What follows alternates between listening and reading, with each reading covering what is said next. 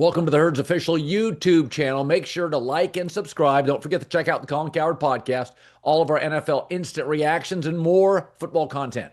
The Green Bay Packers, once again, little sloppy, but put on a show last night. J-Mac, I had them number one in the Herd hierarchy. I said it was the best team I saw in week one, and they have now totally shut down last season's number one and number two most efficient offenses. So, I mean, it jumps off a TV, does it not? This team is good. Essentially, the first two games, they gave up nothing the first three quarters. Nothing. The defense is that good. Micah Parsons is unfreaking believable. Oh. Yeah, and he's only playing 68% of the snaps, so that'll go up to 78 and 88. So I am absolutely sure of as I start my show on a Friday. Green Bay is the fastest team in the NFL. Their tight ends run. Their defensive ends run well. Their wide receivers, their quarterback can run. And the spacing and speed is on display. Last night was the youngest team in the league against the oldest, and it looked like it. I have not seen a defense in Green Bay this aggressive, and there is not another wide receiver tight end group in the NFL that has this much speed and this much talent, and they're not paying any of it. Terry McLaurin of Washington alone makes $10 million more than the entire wide receiver and tight end group for the Packers. And this is also the power of patience that Green Bay is allowed to have. They can draft Jordan Love and sit him for 3 years because they don't have an owner, an impulsive guy at the top pulling strings. They don't have a harsh and relentless local media. And they have loyal fans and reasonable fans. So when they dip their toe in free agency, like Micah, it's worth it. The other thing I thought last night is, people freak out, oh, Green Bay gave up 2 first-round picks. You tell me, what do they need? They got their quarterback. They got their skill. I mean, they've got their tackles. They've got their pass rusher. I got their linebackers. That's when you can give up first-round picks. What do they need? And for the record, Matthew Golden, the kid out of Texas, again, it's going to take him until week 6, 7, 8, 9. He's going to be another track star. And here's the thing. Not only did they blow out Detroit, and I mean, that game last night, I couldn't believe it was a one-score game in the fourth quarter. They were totally dominating it. The Packers rolled, and they were sloppy. I mean, they got to clean a lot of stuff up. They had 10 penalties. They were starting 2 backups on the offensive line. Micah Parsons only took 68 snaps, and they have rolled 2 very good rosters. And last year, we liked Green Bay a lot, but they struggled against the best teams. They were 0-6 against Philadelphia, Detroit, and Minnesota. Yeah, that's over. So the only time that Detroit and Washington felt like they could compete was in the fourth quarter, and it's garbage time. So, I mean, they have 4 different wide receivers, Green Bay does, that according to next-gen stats, run 19 miles per hour or faster. Washington has 1.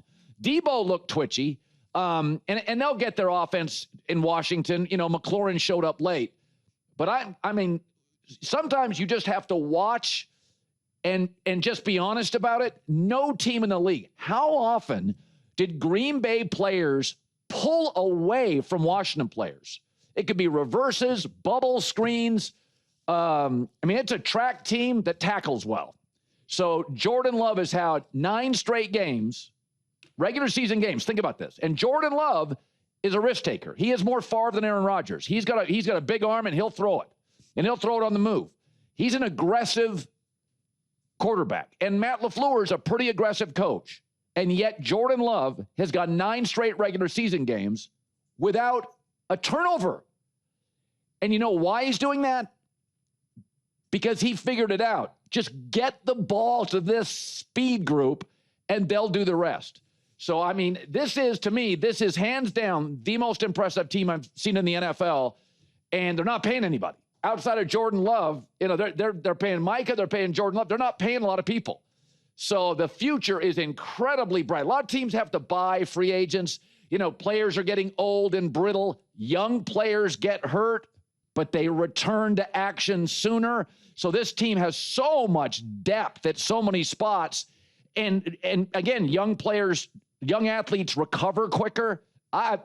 I don't see any liability here holding this team back from getting to a Super Bowl. Right? To me, I don't see a flaw. Just they got to clean some stuff up. They're sloppy. Starters don't play in the preseason. It's week 2. I don't take anything from the mistakes. They're all easy to clean up. And here's Jordan Love on the skill and speed that surrounds him.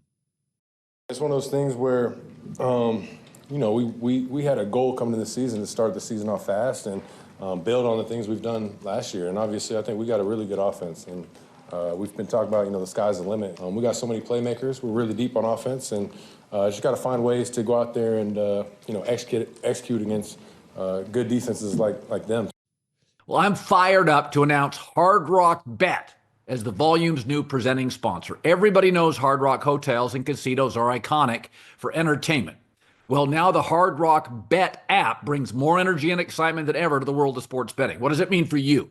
Well, here at the Volume, you'll start to see us use Hard Rock Bet's lines when talking about the biggest games, college or pro. We'll give you all the crazy stats from Hard Rock Bet Stats Hub, which is right there in the app. Plus, we'll be taking the show on the road, doing live broadcasts, meet and greets right from the Hard Rock properties down in Florida. The Hard Rock Bet Sportsbook app's the only legal sportsbook whenever you're in Florida. It's also live in Arizona, Ohio, New Jersey, Indiana, Tennessee, Virginia, Illinois, and Colorado, with more states coming soon. So right now is the perfect time to sign up. All you have to do is place your first $5 bet. If it wins, you'll score $150 in bonus bets on top of your winnings. That's $150 more for you to bet this football season. If you're in New Jersey, you can also hit the Hard Rock Bet Casino app. It has all the same casino games you'd play at one of their properties. All your favorite games from Atlantic City. Practically everything you want to bet across every sport. All in the same top-rated, nearly 5-star app. So head over, sign up today. Join us as we get this party started with Hard Rock Bet. And roll with us all football season. I've never bought into sophomore slumps. Mahomes didn't have one. Peyton Manning was substantially better in year 2. Joe Burrow didn't have one. Lamar Jackson didn't have one. Josh Allen got better year 1 to year 2. I don't think Jayden Daniels is going to be a sophomore slump guy because I think he has elements to his personality and his makeup that transcend slumps. IQ, maturity, EQ, poise, those are slump proof. Power hitters in baseball, they have slumps. Tony Gwynn hit .415 against Greg Maddux. Contact hitters like Tony Gwynn, not really slumpy. Steph Curry, 16 years in the league, 39% to 44%. He doesn't have slump years. He may have a bad half. So I think Washington last night ran into a green and white buzzsaw. It was a short week. They were on the road. Green Bay's the best team in the league. Green Bay's the fastest team in the league, and Washington isn't. They have one receiver that runs over 19 miles an hour, next-gen stats. Green Bay's got 4. And I think one of Green Bay's most talented skill players, Kraft, is a kid. He'll only get better, and he's great now. And Golden out of Texas, again, it's his second NFL game. So they were short week, on the road, old team against the young team. I don't worry about Jayden Daniels at all. I think he's magnificent, and here he is after. We got 10 days to our next game, so there's nothing to dwell about it. It's early in the season. I wouldn't expect anybody in this locker room to hit a panic button. We faced a really good team, and we came up short. They've got a new left tackle. Debo's a new chess piece. McLaurin got into camp late. And I think just watching Green Bay, Detroit was a bulldozing run game, and last week against the Packers, they couldn't move the ball. So you see this sometimes where, you just see a team. Wait till Micah's playing 90% of the snaps. Micah played 48% last week. He played 68% last night. You watch these highlights we're showing you on television. Green Bay's closing speed is everywhere. And the faster you are, the more aggressive you are. And the Packers are super aggressive. And I just don't think Washington knew what they were in for.